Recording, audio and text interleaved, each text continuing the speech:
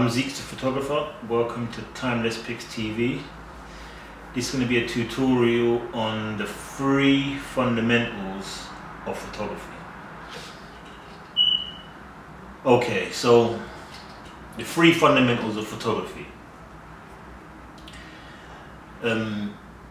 Sometimes referred to as the triangle, is your aperture, shutter speed, and ISO.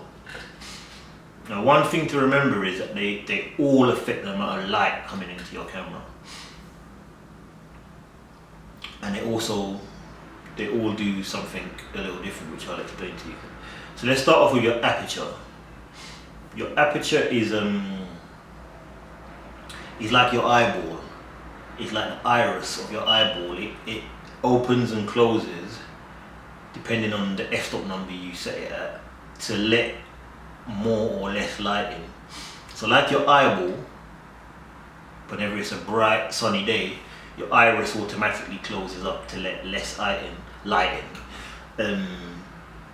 But with your camera, your lens, you've got to do that manually, so you open and close it to let less light in. So that's that in a nutshell. But also, other than the light coming in, the other side of the aperture is it affects something called your depth of field.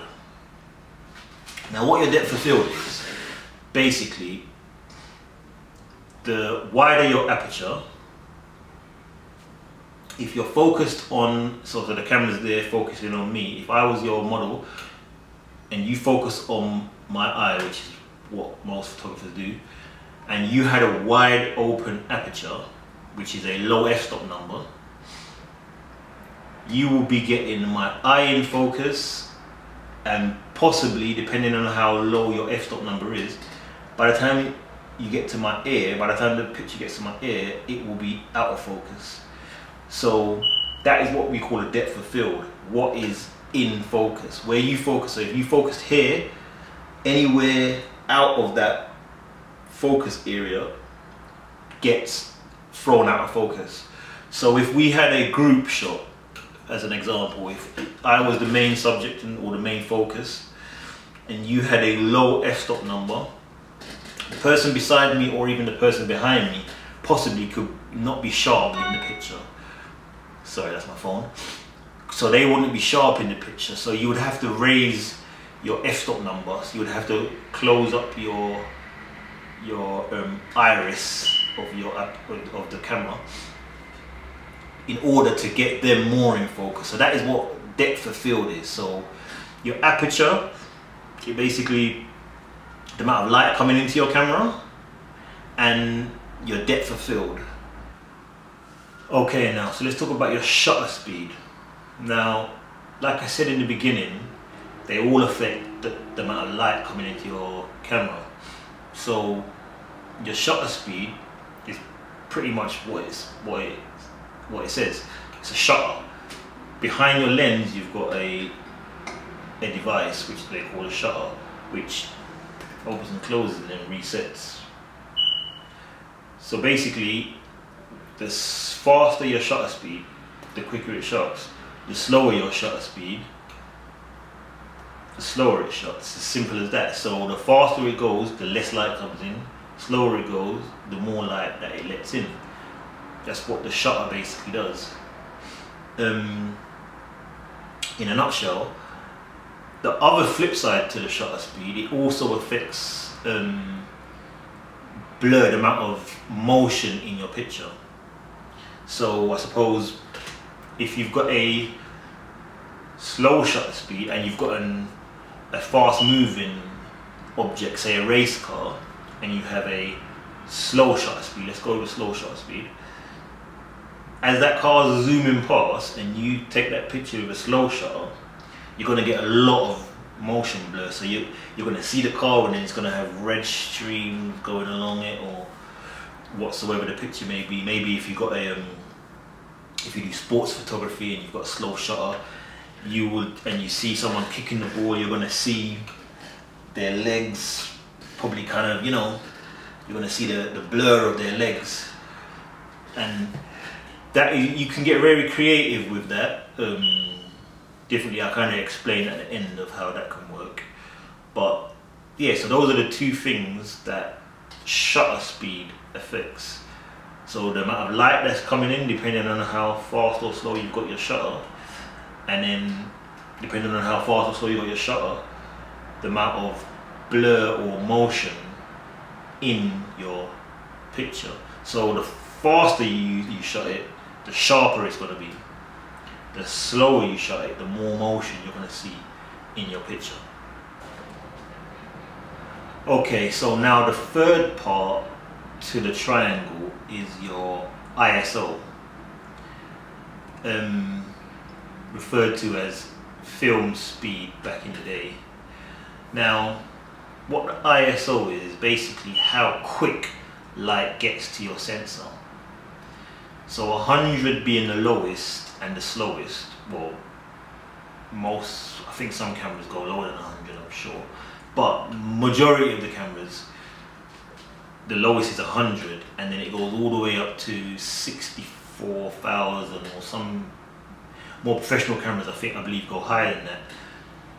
So 100 being the slowest, letting the light to hit your sensor the slowest, and the higher up you go, the quicker the light hits.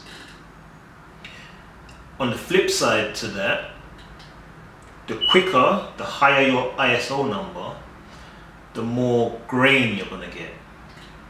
What it was referred to as grain back in the day, because when they developed film, it had a lot of granules on it. There you would see a lot of granules, but nowadays with digital it's called pixels. So you would see a lot of pixelations on your photo or picture. So depending on the type of photography that you're going for, pixels could be what could not be a problem, or what you're creating pixels for. So black and white, I know a lot of black and white photographers embrace pixels and work with it, and other photographers that do different type of creative stuff. The type of photography I do, pixels doesn't work, so I try to keep my ISO as low as possible. Yeah, so ISO in a nutshell affects the amount of light coming and hitting your sensor, and the amount of grain you do or don't get depending on how high or low you've got your ISO. Okay, so to summarize everything, you got your aperture, number one, which determines the amount of light coming in. Remember, like the eyeball, your iris, how much light comes in, and also your depth of field, depending on how wide open your f-stop is. Then you've got shutter speed, which also determines the amount of light coming in, how fast the shutter speed is open and closing. Also, your shutter speed determines the amount of motion blur in your picture, or tack sharpness, depending on how quick it's set.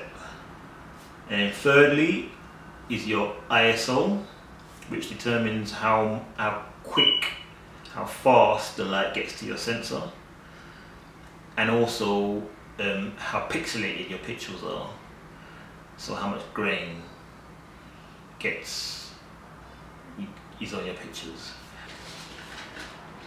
Okay, so we're not going to have any pictures for examples in this tutorial, apologies. But I'm going to try and explain to you how the three fundamentals work together, because it was one thing that used to get me when I was starting out. You know, what's the point of having three things that kind of similar working together? It's a bit confusing, but the fact that they do similar things but differently is why they work so good together. And hopefully after I give you a quick example or explanation, you understand it a little bit more.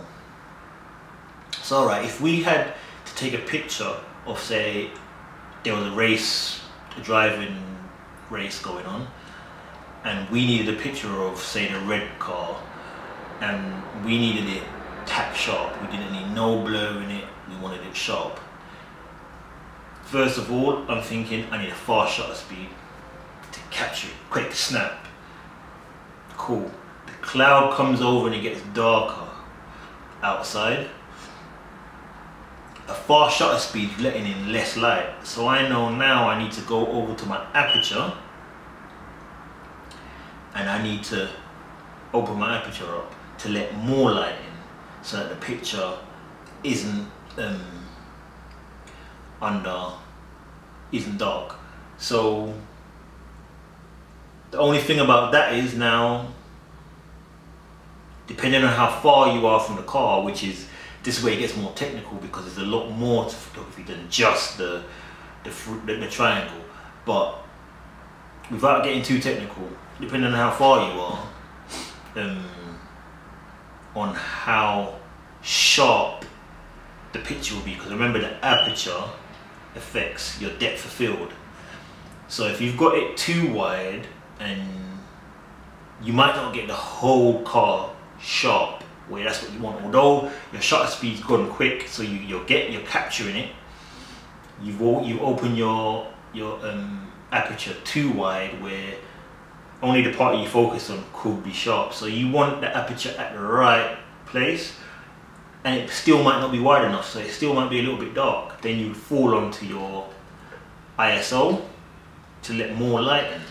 And that's just a quick example of how they could work together. Like that could be completely wrong, as in the day, because different days do different things, and the racetrack, that could be completely wrong, but that's just an example of how you would put them three together. So if I was shooting a model and we was outside and I wanted the model's face sharp, but then I wanted, you know, background blur, and then I wanted everything else blurry, I'm gonna go to my aperture. I'm gonna start off with my aperture.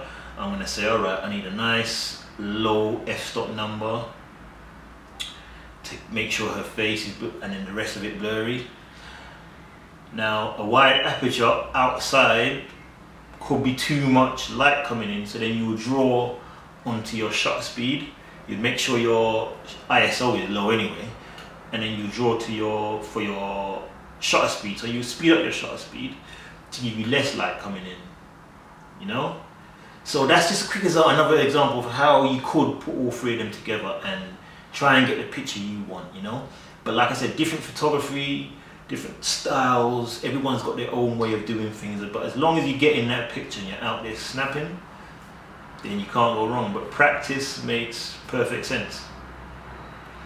Peace. It's Timeless Pics. I'm Zeke's a photographer. Check out www.timelesspics.co.uk. If you're watching us on YouTube, you know, click them buttons below, subscribe, like. Let me know your thoughts. Did I get a little wrong? Did I say something I shouldn't have? Or, you know, let me know your thoughts. I'm here to learn just like you, so let's keep on snapping.